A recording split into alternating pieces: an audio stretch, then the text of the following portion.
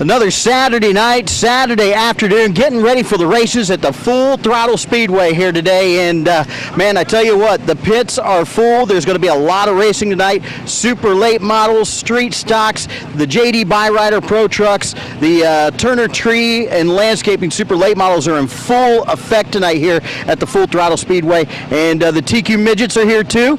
And speaking of the TQ Midgets, and let's see, our grand opening just several weeks ago here, the TQ Midgets were out here to race, and probably one of the most scariest crashes that I ever seen anywhere, and not just because there's a good friend of mine, Geoff Styner, got high-sided, backed into the wall, upside down on his roll cage, head first into the wall.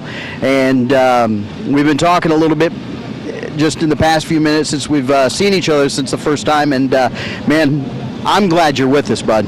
I'm glad to be here. It's a pleasure to be back at the racetrack. It's a pleasure to be alive. My wife standing here next to me, you know, a big supporter of me. She's been my rock, and it's just great to be back at a racetrack, you know.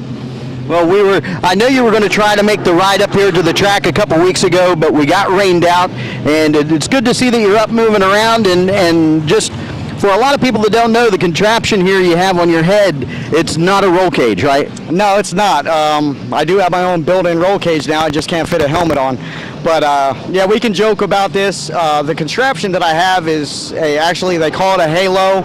I shattered my C1, so at this point, this is what's holding my head together and keeping my spine straight.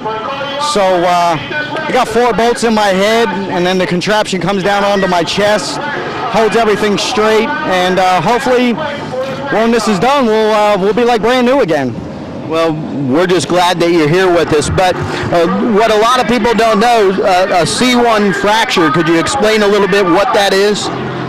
Your C1 is the very top vertebrae in your spine that holds your skull and gives you the rotation of your skull and all that. Your spinal cord comes up very close to that.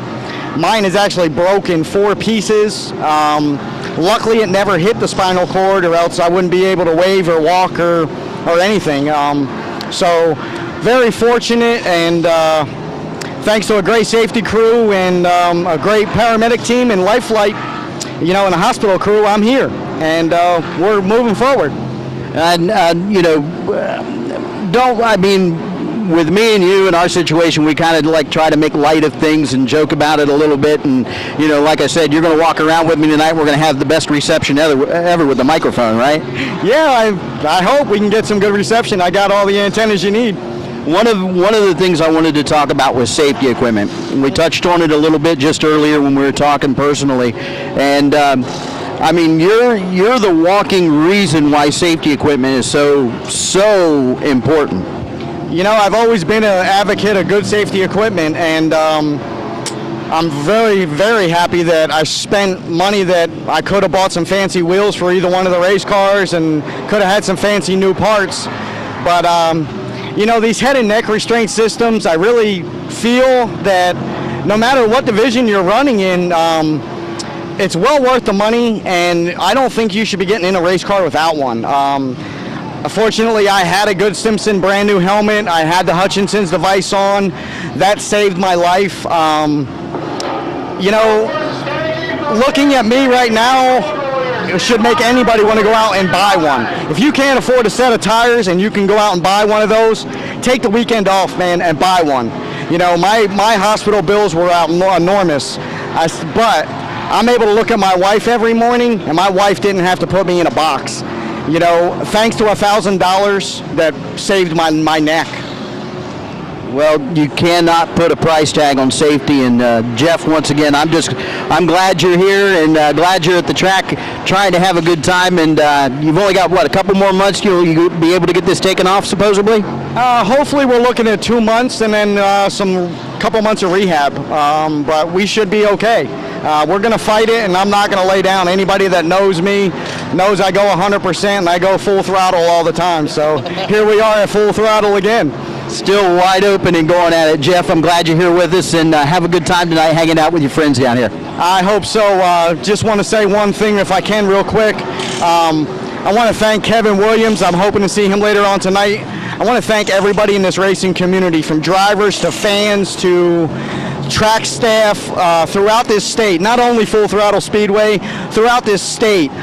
People have come together. This racing community has made me cry on many occasions, man. It's very emotional. The support, the prayers, the letters, the cards, the phone calls from throughout this country that I've received. And I'm just a little low-budget guy out of Cape Coral, man, and I feel like I belong on the World of Outlaw Tour or something.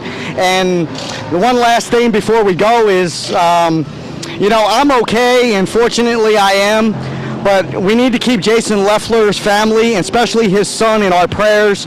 Very unfortunate that, you know, he lost his life, and one of the greatest in open wheel, and I feel really bad for his family and for his son most of all.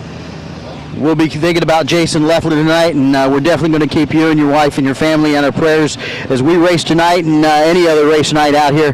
And this guy's wide open, always has been, always will be. And so like he said, we're going to keep it wide open tonight right here at the Full Throttle Speedway. Thanks, Geoff.